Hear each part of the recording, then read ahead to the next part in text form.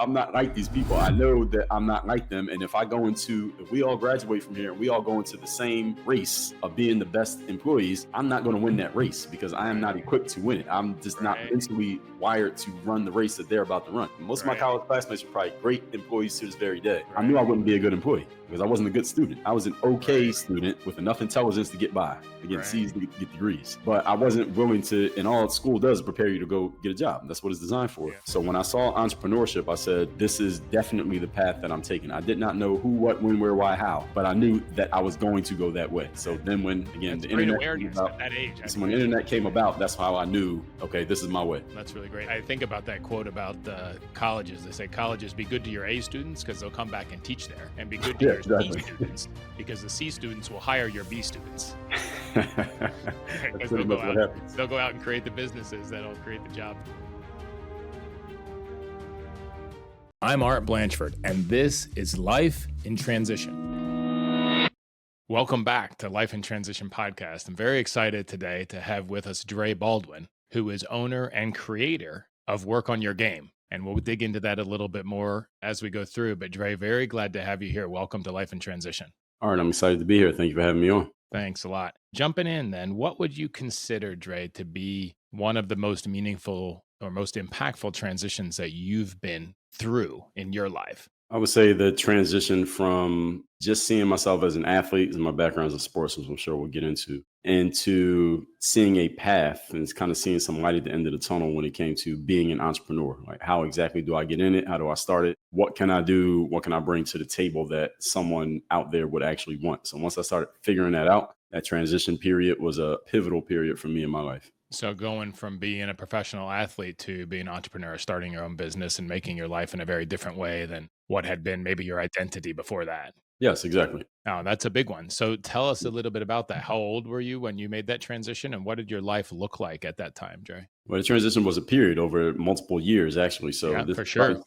this transition started around 2009. So I was age 27 at the time. And it didn't complete till 2015 when I stopped playing basketball. So this is about a 6-year transition period. Okay. So what had happened is my background, I played Division III college sports. So people who don't know sports, Division III is like the third tier. So your pedigree pretty much says you're not pro caliber if you're playing Division III. Right. I was able to get myself into pro basketball and had been playing from 2005 until about 2009. My phone was not ringing. So I was basically an unemployed pro basketball player. Now, at the time, I had a small but growing following on the internet because I was putting videos on YouTube just showing basketball players how to practice and get better. They were appreciating it, and my name was starting to grow just from YouTube, not from being a professional athlete, ironically enough. And even though the phone wasn't ringing, I had this audience, and several things happened at the same time in this period from about 2009 to 2011. One was that Google purchased YouTube. So now, instead of just putting videos on there and building an audience, now Google immediately monetized the website. So now you can make ad revenue from the more people seeing your video. So now you can make money from posting videos on YouTube. So I started doing it more consistently. Secondly, I had an audience, but again, I hadn't monetized this audience. And I just finished reading Tim Ferriss' 4-Hour Workweek, maybe about a year earlier. And on his website, he had an experiment that said, hey, if you want to sell a product on the internet, here's how you test out the market and here's how you do it. And I followed his little bit of advice and did his little experiment. And I started selling products, $5 training programs to basketball players, one for dribbling, one for shooting. And when I first put those programs out, people immediately started buying them. And I said, this is exactly what I'm going to be doing. This is going to be my foray into entrepreneurship because I didn't know how I would do it, but I knew I wanted to do it. And that goes back to reading Robert Kiyosaki almost a decade earlier, Rich Dad Poor Dad. Yeah. Right. And being introduced to network marketing. That's how I got introduced to Kiyosaki, actually, was through network marketing, which I didn't build a career in, but they have a very solid foundation for personal development. Anyone who's been in network marketing, you know that. Right. So that kind of got me into it. I know that. And right. So that got me into it. So when I read Kiyosaki, I said, I'm going to go into entrepreneurship after basketball because I read Kiyosaki in college. So I said, when I get out of college, I'm going to play basketball. But then after basketball, I'm going to do whatever he's talking about. Couldn't explain it, but I knew what he was talking about. So when I read Tim Ferriss, he was talking about similar principles, but for the internet. And since I'm a closet internet geek, when I read Tim, when I read Tim, I combined that with what I got from Kiyosaki and said, okay, I'll be an entrepreneur through the internet. I'll do it that way. So then when I started selling those $5 training programs, I said, okay, all I did was take an idea, put it into something tangible, put a price tag on it and sell it. Well, I have more than 2 ideas and I have ideas that are worth more than $5. So I Right. could just make more. So that was the second thing that happened in this transition period. The third thing was I found out that you didn't have to go through a traditional publisher to write a book. And I always knew I had a book in me that I wanted to write, just telling my story, just talking about myself and what I thought and my just ways of looking at things. So that's when I got into book writing and eventually did write with a traditional publisher. But a lot of my books I did on my own. And Right. these Right. days you can write a book today, it'll be out by tomorrow. So those things all happened at the same time. And at the same time, I was also I had already been thinking about what is the next move after basketball? Because even if you're a great player, your career's over before you're the age of 40 for most Yeah. people. Yeah, Most for athletes are sure. not. Yeah. Yeah, Yeah. most athletes are done by 30, let alone 40. And Yep. very few are Tom Brady, where they're in their mid 40s still playing. Right. Right. Right. So I knew at some point it was going to be over. And I wanted to have something I could bring to the table to society outside of just sports, on top of the fact of making money at the same Right. time. For sure. For sure. So once I noticed, oh, here's the other thing that happened. So I gave you three. So the fourth thing was the athletes who are following me on YouTube started asking me questions about mindset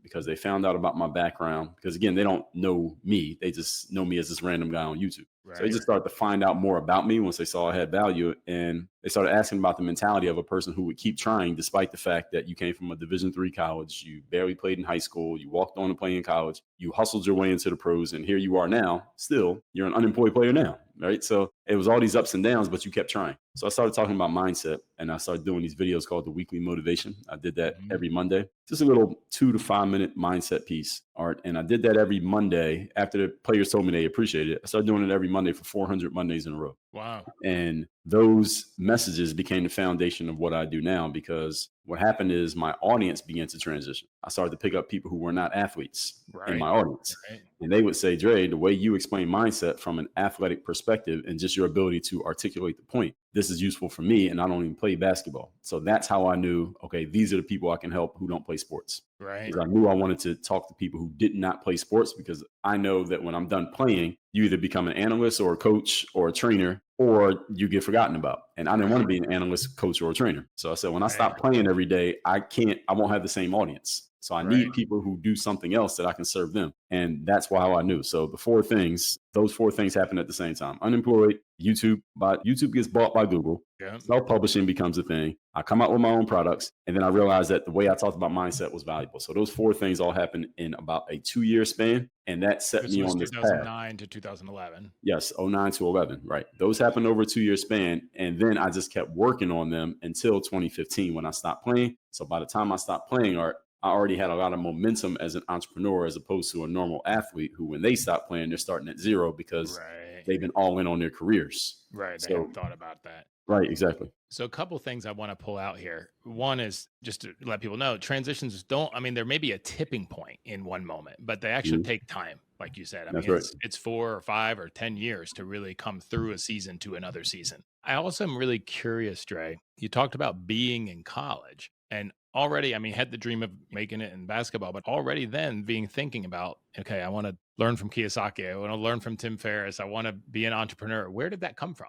Great question. I'm just curious. It's not something most college kids are thinking about, especially if they're athletes. Right. So And several things. Number one, I had to give credit to my mother. She's an educator. So awesome. she was big on reading and she Mhm. had my sister and I reading and writing from a very young age. So, I mean, you have a teacher at home, you got a head start, right? When you go to school. Right.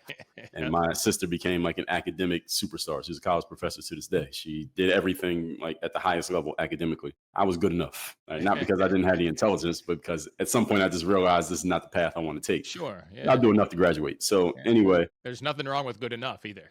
right, exactly. So as they say in sports, C's get degrees. So what ended up happening is once I got to college, I was just looking for ways to make some extra pocket money because when Right. you're an athlete playing a college sport back then, Back then, yeah, it was right, really tough. Yeah. right, there was no name, image, and likeness, so you couldn't make money. And Right. even at the Division III level, you're not making any money anyway. It's not like Right. they're giving you $1 million. So I just saw a bulletin board posting that said, "Do you want to make some extra money in the summer?" And I responded to that. And that guy who put the bulletin board up happened to be in network marketing. Right. So I responded to the ad and he talked about he was with a company they're now called Legal Shield. They were Mhm. prepaid legal back in the day. And I went to a couple of the meetings in Philadelphia, the hotel meetings. And a couple things happened in those meetings. Number one, I noticed that the speaker was talking about principles of earning money that was not being taught to me in my college classes. And I have a business degree. And Mm. I was very perplexed by that. I'm like, wait a minute, why are my college Mm. professors talking about this? It makes perfect sense. Why is nobody talking about this in school? I Right. later came to figure out why they weren't talking about it, but back then I didn't know why. So they weren't talking about it. That was number one. Number two is the guy on the stage said, if you're going to build a business, you must build yourself also. And that's when he would drop the hint, hey, you need to be buying those personal development books outside. So there was some nice ladies at a table outside the hotel room selling books. And he would name drop the authors, Jim Rohn, Brian Tracy, Zig Ziglar, Tony Robbins, and Robert Kiyosaki. I never heard of these guys. I never heard of any of them. But I was always a big reader, but I hadn't heard of them because these books were not in my parents' bookshelf. Yeah. Right. Yeah, The bookshelf that my parents had, we had encyclopedias, we had all the books. My mom reads a lot of fiction. We had books, but it was nothing like that because my parents were not entrepreneurial minded. Right. So when he mentioned those people, I didn't buy the books because remember, I'm a broke college kid. I couldn't afford the books. Sure. But what I did, Art, when I got back to school, I went on eBay. This is before Amazon was the place. And I bought pirated copies of the books. So I bought a 99-cent copy of Think and Grow Rich by Napoleon Hill. And I bought a 99-cent copy of Robert Kiyosaki, Rich Dad Poor Dad. And they were Word documents. So someone really just copied the words and sold them on eBay for 99 cents. They're probably selling a lot of books. And so anyway, I bought those books and I read them right there on my computer. And Think and Grow Rich told me that there's a way that you can consciously change the way you think. That got me into personal development. And Robert Kiyosaki told me that there's another way to earn a living besides go to school, get a degree, get a job, which is what my parents were teaching and what school prepares you for. Right. And generally, society as a whole at the time, that's what society said was you go trade your hours for dollars. Exactly. Still to this day, even. And when I read that, I said, okay, this is what I'm going to do. And the reason why is because again, shout out to my parents. My mother and father worked very hard every day, showed up. That led to my discipline. People ask me where it came from. It's from my parents. But at the same time, they and other adults around me, I saw they went to work every day and they talked about work as if it was a necessary evil. So, okay, so you become an adult and you're in charge. And I don't know how you were raised, the way we were raised as kids. If you asked for something and you didn't have the money, your parents would say, well, do you have a job? Do you pay bills here?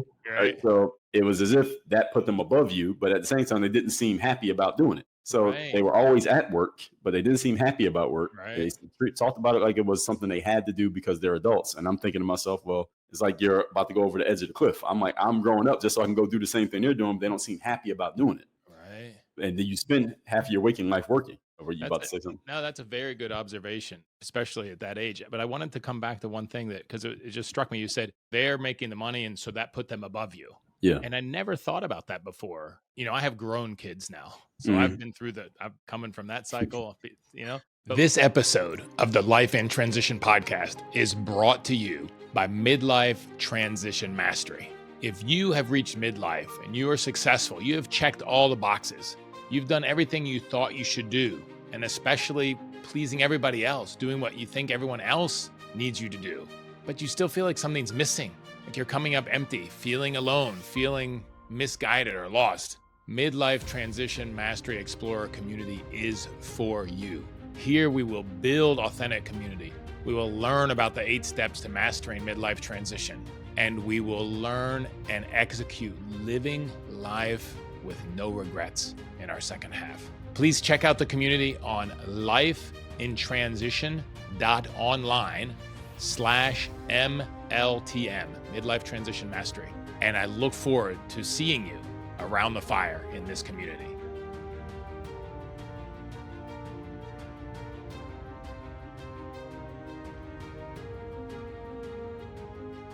But tell me more about that. Like, what is that when you say, okay, they're making the money, so that puts them above you? What feelings come up for you when you said that? What is it? What resonates? It resonated with me when you said that. Because the adults would say that in response to a child asking for something that was beyond the basic necessities. So besides food, clothing, shelter, you want something, they would say, okay, well, my parents I would say, let's say something like, I want McDonald's. And my mom might say, do you have McDonald's money? I don't have it. And I don't have a job. I'm not making any money. So they would say it in a way to allude to, because I'm the one who earns the money, I make the decisions as to what gets bought and what doesn't get bought. Right. So it was, which is fair, but it does in some ways. Right. Yes, it created a hierarchy. And there was a hierarchy. That's how it is. So I understood, okay, so if I want to get to that level of the hierarchy, I need to get a job too. But then I looked at the trade-off of the job. The trade-off of the job was, again, my mother would come home sometimes from work and she would get on the phone. I don't know who she was talking to. And she would talk trash about her coworkers almost every day. Right. So I'm like, okay, she's going to work and she's making the money, which gives her the power. But at the same time, she doesn't seem so excited about going to work. I never heard anybody say, I get to go to work. I'm excited to go to work tomorrow. Right. Sunday night, I'm looking forward to work this week. I never heard that. I never saw anybody saying that. So I knew work was a necessary evil. And again, I'm being raised to go to school, get a degree so I can go do the same thing, maybe just at a little bit higher level. I Right. said, I don't want to do this. I didn't consciously say it, Art, because I didn't know that there was an alternative. Right. Maybe I make it as an athlete, which is a 1 in a million thing. Right. Right. I didn't know there was an alternative of being an entrepreneur. So when I read Robert Kiyosaki, or actually when I went to that network marketing meeting and I see, oh, these people are making money doing something, they're excited to come to these meetings. Right. This Right. work for them, right? They're going to the Right. meeting is work because you're Right. bringing guests and all that. This is their job. They're excited to be here. It was like a party. Yeah. Anybody been to a network marketing meeting? It was a party. Yep. I've been All there. right. Yep. Yeah, these people are excited to go to work. All right. I don't see this outside of here. So Right. that told me, okay, there's another way. Right. So I was very open-minded to it because I didn't like what I was seeing, on top of the fact that in my college classes, again, I have a business degree. So you see in your last couple of years of college, when you're in the degree program, you see the same students all the time. And I look around at my classmates and I said, I'm not like these people. All right. They would do all their homework. They would be very diligent, taking notes. They would buy the textbooks. I wasn't doing those things. Right. I was like, I'm not like these people. I know that I'm not like them. And if we all graduate from here and we all go into the same race of being the best employees, I'm not going to win that race because I am not equipped to win it. I'm just not Right. mentally wired to run the race that they're about to run. They're Right. ready for it. Most of my Right. college classmates were probably great employees to this very day. I Right. knew I wouldn't be a good employee because I wasn't a good student. I was an okay Right. student with enough intelligence to get by. Again, Right. C's to get degrees. But I wasn't willing to, and all school does is prepare you to go get a job. That's what it's designed for. Yeah. So when I saw entrepreneurship, I said, this is definitely the path that I'm taking. I did not know who, what, when, where, why, how. All right. But I knew that I was going to go that way. So then when, again, That's the great internet came awareness about, at that age. That's great awareness. right. So when the internet came about, that's how I knew, okay, this is my way. This is how I'm going to start. Now, that's really great. I think about that quote about the colleges. They say colleges, be good to your A students because they'll come back and teach there, and be good to Yeah, your exactly. C students because the C students will hire your B students. That's Because pretty much what happens. they'll go out and create the businesses that'll create the jobs. Yeah, and my sister became a professor, so you were right. Yeah, Yeah. yeah. Yeah. She did it all perfectly. Yeah. So if you look back on these transitions now with some perspective, I mean, if you say you sort of made it all the way through that and quit as a professional athlete in 2017, so you had a 15. long period, or 15, sorry. So now 9 years. What's some of the biggest takeaways that you've had if you look back over that whole experience? You know, Mhm. one, I mean, I heard very clearly, one is that you started your transition early, right? You started something before you left something else. But Yes. if you look back on the perspective now, what are some of the big takeaways that you had, Dre, from that whole experience to where you are now? Number one is once I started selling those $5 programs, and Mhm. mind you, I'm on YouTube, my audience is growing. So I was selling a lot of $5 programs. We were selling in volume. That's exciting. I mean, especially Yeah. doing it by your own, on your own, and just creating Yes, something. exactly. Especially when the phone's not ringing for your main job, right? So Right, I'm right. making money and I'm like, hey, maybe I don't need to play basketball again. If the phone Right. doesn't ring again, I'm okay. I could just sell these. And I just made more of them. And I came to realize, okay, the education I got in college was not sufficient for the lane that I'm in now. I need to get a business education. That's Mhm. one of the first things I figured out. I need to learn how to actually do business because, yeah, I read a couple books. I had dabbled in network marketing and I have a college degree, but that's not enough. I need to actually go and read more books, get more information, go find out who else knows this stuff and really start studying this because the education that I needed, I did not have. So I had to, again, invest in learning more stuff. And at the time, it was mostly just investing time because there was a lot of material out there. So just learning more and learning the game that I was in. So that was So now you weren't a great student in college because that didn't speak to you, but now you had something right. that was exciting to you. So you were doing even a tougher job, which is educating yourself, going and finding the material and That's digesting it, right. and learning it yourself. That's right. And learning from people who are already in the game and people who are ahead of me or what are they doing? What are they talking about? That's how I started to learn. Right. What was the question again? Just like if you look back on that whole transition period, like what Mm. was the biggest thing that you learned? Whether it's about mindset, whether it's about business, whether it's about personal relationships, like what did you see over that time period that's so different in your daily life now than what it was when you started that transition? And the second thing was that in sports, it's about competition Mhm. and beating your opponents. And business is about collaboration and working with other people. So in 2014, this is my last year in basketball. I knew I was going to transition out. And I remember I was just talking to some random guy and I told him I might want to get into professional speaking. And the Mhm. reason for that was because I had started doing those motivation videos on YouTube. And when I started speaking, my audience said, Dre, you're almost better at speaking than you are at basketball. Like you should be you sound like a professor or a philosopher. Right, right. All right. And I didn't know there was a such thing as professional speaking, like Paid someone speaker. paying Yeah. you money to stand on the stage and give a speech. Like you can get paid for that. I didn't know it was a thing. So I told someone, hey, I was thinking about that, but I didn't know where to begin. And they said, have you ever heard of Toastmasters? Mm-hmm. I had heard of it, but I didn't know what it was. So I go to a Toastmasters meeting in South Beach, Miami. That's where I live now. And I gave a speech there and said, I just basically explained the 4-minute version of what we've been talking about here. I played basketball all these years. I'm about to get out of basketball and I'm thinking professional speaking may be my lane. I don't know how or where to begin, but I'm here just to see maybe something will happen here. And there's maybe 10 people in the room. So when the speech ends, this guy comes up to me. It was only 2 black guys in the room. I was one, he was the other one. Right. He comes up to me. Turns out he's an NFL player that's retiring. Oh, wow. Yep. Now, the thing about NFL players is that I didn't know him by face because they wear helmets. So Right. I knew his name, but I didn't know his face. When he told me his name, I said, oh, I heard that name, but I didn't know what he looked like. Right. So he tells me, hey, I'm getting out of playing football. And he said, you said you want to be a speaker. Well, guess what? Me too. And then he tells me that he's about to go to some conference that allegedly hosts all the speakers all together in San Diego. Turns out it was the National Speakers Association conference he was going to. He said, I'm going, and whoever I meet out there, I'll just pass you the information. So he goes and he gives me one name. That woman was a full-time speaker, coach, author. She was basically doing everything I do now. She was doing it already then, full-time. I cold call her because the guy who gave me the information, I didn't even see him again for a couple of weeks. And I could tell she was at her computer when I called her. And she said, yeah, he didn't mention your name, but she didn't know anything about me. She said, you have a website. I gave her my website and I could hear her clicking and typing it in. Now at this point, I have a website. I have a YouTube channel. I'm established. If you Google me, you can find me in 2014. And I could hear the wheels turning in her head while she's looking because she sees, oh, this guy actually has something. He's established. Practice, yeah. Yes, even though it was basketball related, mostly this guy has some substance. You had your mindset videos going at that time or yes. not yet? Yeah, Weekend Motivation had been going for 4 years at this point. Yeah. And I had the basketball stuff, but I just had a digital footprint was what she was noticing. And the thing about her is that she had built her business all through just relationships and connections. She was not established much on the internet. I was more findable than she was. And she said, well, look, we can come meet me at such and such place. Because she was in South Florida. Oh, okay. So we'll meet at Starbucks and you can give me some information about how you do this internet stuff. And I'll give you some game about the speaking business. So it was kind of like a trade-off. Yeah. So we were supposed to meet for 30 minutes. That meeting lasted 3 hours. And the reason the meeting lasted 3 hours, I was not talking. She was talking because she started talking about the speaking game and the coaching game and the consulting space and how you do it and how you establish yourself. I was just taking notes.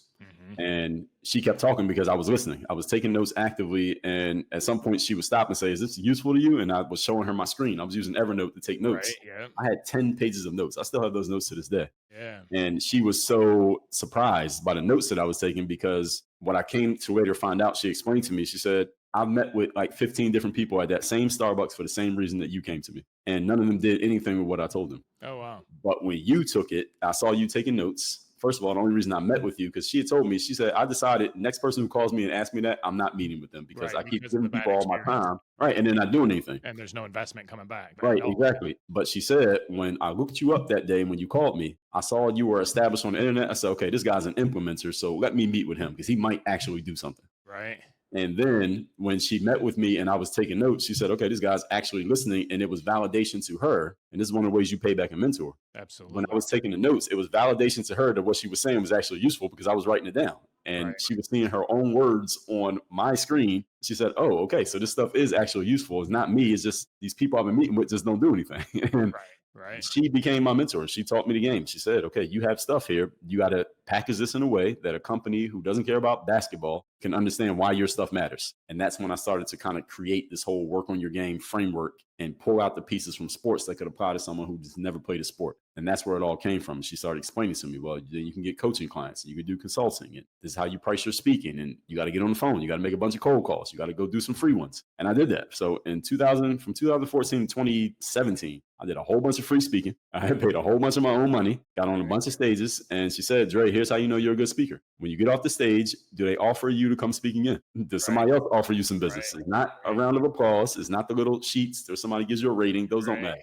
Right. When you get off the stage, does anybody else ask you to come speak on their stage? If they do, that means you did good. And if they don't, then you got to go back to the drawing board. And I did that for 2 years. I did a whole bunch of free stuff. And then it started turning around. Hey, can you come back and we'll pay you this time? Hey, can you come speak at our conference? Hey, I saw you on such and such stage. Can you come do this? So that's validated me. So that's a long answer to a short question, but that's Yeah, no, what but I happened. think it's really useful. And there's a couple things I want to pull out there. I mean, one is, and I'm curious if it's okay to share, what is this woman's name that was your mentor? Yes, her name is Donna St. Louis. Donna St. Louis. Okay. Yes. Because Her? obviously she has a big heart to share and help people, but she wants it to be acted on. So it's not a waste of her time. Yes, exactly. And Right? that is a great way to pay somebody back. Absolutely. Yeah, Absolutely. And quite frankly, I mean, I know I wouldn't have been anywhere in business without mentorship. that's right. Right. And I've turned around and mentored a lot of other people, but my main mentor in business, 80 years old now, 81. I still connect with him. He lives in Europe. I still spend a lot of time with him. I go to visit him because it's meant so much what he taught me Mhm. in business, as I was Right. growing up. So it's super important relationships there. No, I think it's really enlightening. And then I think the other piece that I take away from there is when you're going through transition is to do something.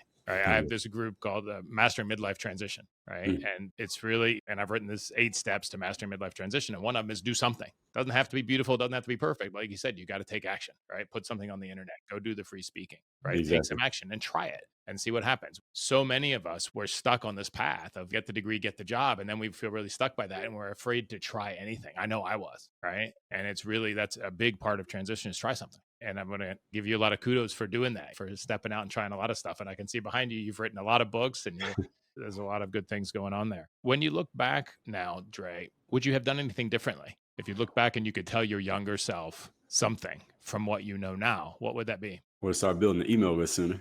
I started Right? doing that until about 2013. So I think I got a lot of possible leads slipped through my fingers, probably 50,000 or more Based had I on your started YouTube to. videos, like your customers, your Exactly. early Yeah, customers. because I had so many people, they weren't even customers, just viewers, fans. Right. So if I had Right. just offered them something for free in exchange for an email address, they all would have gave it to me because this is Yeah. before that got saturated. So I probably Right. missed out on a good 50 to 100,000 contacts Right. because I didn't do that. So I would have started email lists sooner. I would have started selling all my stuff at higher prices earlier. So even with my basketball programs, I might have kept that at $5 because I knew who I was selling to. I knew my Right. audience was Right. 13 to 24-year-old aspiring young men who wanted to play basketball. Right. And I knew their limitations because I used to be Yes. them. Yes. Right. So I knew they couldn't spend $50 or $100 at a time. They could spend five. Right. But when it comes to the other stuff I was selling, as far as my speaking or coaching, I would have started at much higher prices and would have made more money a lot sooner. And it would have put me with a different segment of prospects because of the Absolutely. way I was positioning myself. Absolutely. This episode of the Life in Transition podcast is brought to you by Transition Mastery Coaching. If you have made it to midlife and you're successful and you are going through transitions in your life, in your business, in your career, or in your organization, and you are looking to master those transitions, to make the most of them, to accelerate into the next phase of your organization or your life. If you're facing challenges in your business, challenges in your relationship, challenges in your health, and you really want to transition those quickly, I'm here to guide you for that. And I look forward to working with you. And you can sign up for either Pinnacle Transition Coaching or Summit. Please go to lifeintransition.online/MLTM and scroll to see the Summit and Pinnacle Coaching, or reach out to me directly on my email, art@artblanchford.com. And I look forward to connecting with you and helping you to accelerate your transitions to achieve what it is that you want to achieve in the second half in your organization and in your life, so you can live your whole life with no regrets. How do you think, if you look at the key, how has, in the end of the day, the bottom line is you started on a personal growth journey while you were in college with network marketing. And then that transition's lasted, Yeah. through the finishing of sports. But how has that transition affected your key relationships in your life? Well, with my parents, first of all, when I first started they understood the whole part about playing basketball because when I got my first job playing professionally, I was still living at home. So Right. my dad drove me to the airport, right? Right. And he came to pick me up when I came back. Right. So for them, it was our son, he plays basketball professionally. Our daughter, she's a professor. Everybody gets that part. Our son, he plays Right. basketball professionally in whatever country that they'd never been to. And then when I started being on the internet, they couldn't quite understand what that was. He does something on the internet. We don't quite know, but if you Google him, you can see his name, right? And he has these fans and he has an audience and he has his website. And so I don't think my parents could even explain to this day what I do. I think they just say he's an entrepreneur, right? Right. Right. Or he has a show or he has YouTube and things like that. So for my parents, I think once they saw like how I was living and what I was doing and that I had an audience, okay, we can't understand this and we couldn't explain it and we probably couldn't do it, but looks like he's okay. He has food, clothing, shelter. Looks like he's doing all right, whatever it is that he's doing. So that was with my parents. Did they ever see the difference that you also love what you're doing? Did that ever register for them or not? As far as like compared to when they were Like at you work, used to talk about when they were at work and you'd listen to them oh, complaining about their jobs when they come home.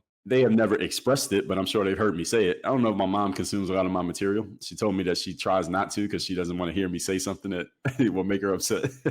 But I know my dad consumes a good amount of it. So Right, I'm sure he's heard me say it because I've written about it in books, on articles, and said it in right, videos. So I'm sure he's heard it, but they've never mentioned it to me. right, right. Yeah. Interesting. What do you feel like is your next big transition, Trey? The next big What do you see transition coming up?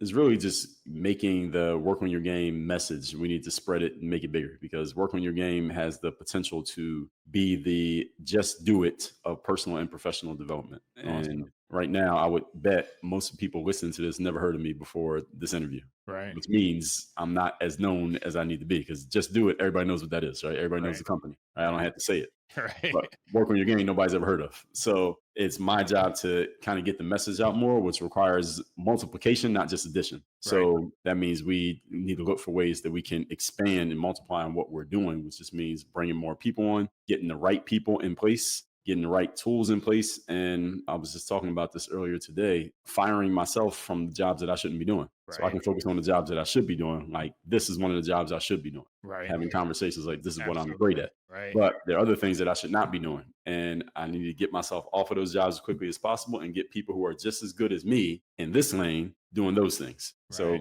that's the next transition period for us. So I think that's something that's really important for all entrepreneurs to think about. So talk a little bit more about that. Like, what are the Mhm. jobs that you shouldn't be doing? What's the criteria that you use to decide? Not the specific jobs, but what's the criteria that you use to decide what you should be doing, what you shouldn't be doing? Because that's a huge thing for most entrepreneurs is they're good at Mhm. something and then they think they're Right. good at everything or they have to do everything in the beginning because they're the only person in the company. That's right. So that's how I started doing everything. And Right. around 2016, I would get to the end of the day and I would say to myself, I feel really tired because I worked hard all day, but I have not made any progress. Mm, I did a whole bunch of work, so I didn't drown, but I'm still in the same spot in the ocean. I haven't moved forward. I didn't right. swim. I just treaded water. And that's when I realized I have to start getting people. This is when I had nobody. I had no team. Right. So Right. the first thing I did was get someone to edit, like not edit, like publish just the content that I was putting out and Yep. schedule it. Yeah. And these days I have an assistant. I still have a team. My team's only 2 people to this day. Right. So my assistant and my audio guy. And he built a whole business starting with me as his first client. Now he has a whole company. Oh, that's cool too. That's got to feel good for you as well. Yeah, yeah, Doing he's the told me that. mentorship and launching somebody else, Yeah, exactly. He said he got good because I put out content every day. So he was editing so much, he just developed skill so fast because he had to do it every day. Right. For me, what I tell people to answer your question, Art, is you need to identify your $1 million skills. And $1 million skill is a skill that if you only did that, you could potentially make $1 million doing it. So my $1 million skills are speaking, whether to Yep. an audience or to an individual, such Yep. as in a coaching session, and Yep. writing. Those are Right. my only $2 million skills, writing and speaking. So Right. speaking, you kind of got it speaking group, speaking individual, but it's one skill. Right. Right. Or Those even are my this type million. of authentic Yes. conversation, even one on one like this. Yeah. Exactly. And it could be broadcast to an audience. So Yep. I have $2 million skills, no more than that. And I had basketball. I don't play basketball anymore, so I don't count that. Everything else, if I find myself doing anything else over the course of a day, updating the CRM, getting on a phone call that maybe an initial phone call, maybe when it's the closing call, I need to get on that one because that's speaking. But the Right. initial call, cold calling, I don't need to be doing that. Responding to email, don't need to be doing that. Putting things into any type of documentation, don't need to be doing that. Calendar or doing your Yes, books. exactly. Exactly. So all of those things, editing a book, I don't need to do that. Picking the covers for a book, getting the book up on Amazon, fulfilling an order, a shipment. I don't need to be doing any of those things, but I find myself doing those things. And when I do, I'm just taking notes. Okay, someone else needs to be doing this job because Right. every minute I spend doing this, even if I'm adequate and good at it, the problem is the opportunity cost because another minute that I'm not spending doing my $1 million skill. This I'm good enough to maybe I can make 50,000 doing packing boxes. Can't make $1 million packing boxes. I Right. could make $1 million coaching people. I can make $1 million speaking. I can make Absolutely. $1 million writing. I can't make $1 million updating the CRM. All right. Absolutely. So it's understanding the opportunity cost of what you're not doing when you're doing all these other maintenance level tasks and respecting the fact for all of us that you are not good at more than, I say most humans are really, really good at one or two things. If you're really, really talented, maybe three. Nobody has $1 million worth of skill in more than three things. And even if you do have three or more, you can't focus on them anyway. So they'll never mature into $1 million return if you're trying to focus on too many things, right? Exactly. A couple of things I wanted to share for you too. There's a wonderful woman, Maggie Cook, who is, I think, the best public speaker I've seen. An incredibly interesting story. Maggie Cook. She's on this podcast a couple of weeks ago, and she lives in Miami as well, but super generous, super professional, super talented. And her story is amazing. So look her up on my podcast, listen to her podcast, reach out to her from the show notes. But I think you guys would I think you'd really enjoy the connection with her. Don't let life control you, take control of life. Is that her? Yes. Okay. Yeah, I never heard of it. Yeah. And that's another point. She was the keynote speaker last year at the $1 Million Roundtable for speakers. Like, she was the speaker at the speakers meeting. Okay. And we talk about that in our podcast, not because it's about the speaking part, but about a health challenge actually that she hadn't talked about before that came up for her at that event. Okay. Yeah. $1 Million Roundtable's in our CRM. We haven't gotten through to them yet. There you go. There you go. Super interesting and compassionate woman. Really amazing story as well. Yes. Thank you for telling me about it. Yeah, so check that out. Two other things. If you could give one tool to our listeners, Dre, if you have 400 motivational minutes that you put out, you have a lot of good experience. You've been through a lot. You've seen a lot. You have been disciplined. You've pulled yourself along.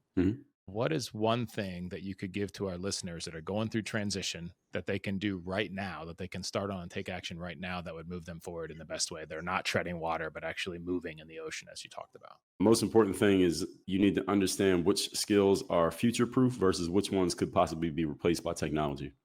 And there are specific future-proof skills that mean, and what I mean by future-proof, meaning that no amount of technology, AI, coding, or software will ever replace them if a human has them. So one of them is communication skill. Another one is ability to sell. Yeah. And those are probably the two biggest ones off the top of my head. Another one is public speaking. Yeah. All right, these are all skills that can never be replaced by technology. And if you're good at them, they're also force multipliers. And what that means, Art, is the better you are at these things, the better it makes everything else you do. When you're good at sales, it makes everything else better. All right, you're good at speaking, it makes everything else better. You're good at communication, it makes everything else you do better. So I would suggest that everyone invests in developing those skills: communicating, selling, and public speaking. Yeah. And they actually are kind of one and the same if you think about it. Yeah, the skills are a lot of people say, oh, but I'm not a salesman. I'm like, anytime you're trying to convince anybody of anything, whether it's your kids, your parents, your boss, your employees, you're selling. That's right. Whether you call it that or not, right? So no, that's really useful. Thank you. And then the last question, Dre, where can people find out more about you? You have such an interesting life, an interesting portfolio. Where can they find out more about you? Well, our focus right now is on our university. We call it Work on Your Game University. And that's the website, workonyourgameuniversity.com. That's where we do our coaching, consulting, speaking. Everything's under that umbrella, all our courses, everything. As far as me personally, on a daily basis, I'm on every social media app. So just pick one. I'm on all of them, active and public. And we publish a lot on every app. So whichever one you want to find me on, I'm there. Awesome. Dre, thank you very much. It's a very inspiring story, and I really commend you and appreciate the foresight and the discipline to take action and being willing to do the work to create the life that you imagine instead of one that society had imagined for you. Well, I really appreciate that, Art. Thank you for sharing your platform, and I appreciate the opportunity. Thanks. Thank you. I can't wait to hear what action you are taking. Connect with me on LinkedIn or our website, lifeintransition.online, and let me know. Let a friend know too. It could be a huge encouragement to them and keep you on the track. Thank you so much for joining me today. Make sure you subscribe wherever you listen to podcasts, and it would mean a lot to me if you left a review and shared this episode with a friend. If you want to learn more about me and what I do when I'm not podcasting, please visit me at artblanchford.com. Thank you for listening. Together, let's make the most of life in transition.